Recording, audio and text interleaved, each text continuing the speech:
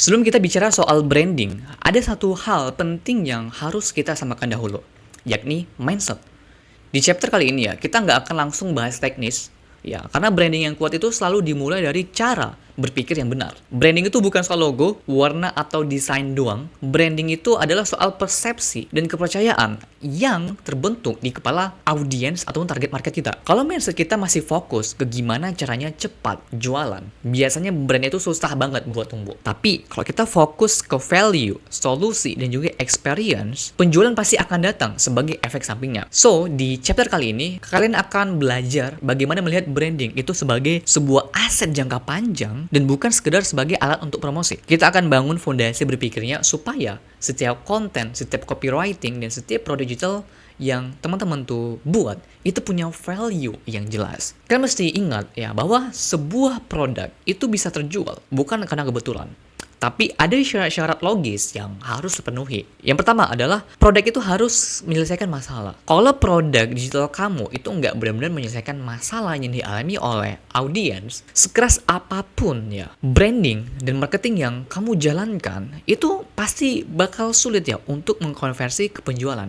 Yang kedua, itu nilai produk itu harus dipahami oleh konsumen. Calon konsumen produk kalian itu mesti paham ya apa sebenarnya value dari produk digital kalian, agar mereka tuh juga tahu alasan lebih kenapa mereka tuh harus memilih produk digital yang teman-teman tuh jual.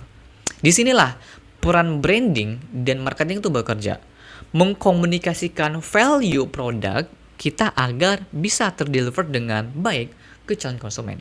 Setelah itu ya, kepercayaan itu harus dibangun. Ya, sekarang orang tuh makin pikir teman-teman untuk membeli ataupun memilih sebuah produk digital. Kalau brand atau produk digital kalian tuh nggak memiliki reputasi yang ataupun juga positioning yang tepat, calon konsumen tuh akan enggan ya untuk memilih produk kita karena mereka tuh kurang trust, kurang percaya. Makanya penting banget teman-teman sebuah produk atau positioningnya untuk membangun trust itu tadi pada target market. Dan terakhir ya, produk itu harus mudah diakses dan juga dibeli. Kalau orang sudah percaya ya sama produk kita, tapi proses belinya itu ya masih ribet, ya otomatis konversi penjualan itu juga bakal terbocor teman-teman. Jadi penting banget untuk dipahami ya bagaimana sebuah funnel penjualan itu kita susun ya dengan sistematis, dengan mempertimbangkan itu tadi ya, brand experience yang menyenangkan. Karena kita bakal ngebahas tentang branding strategi.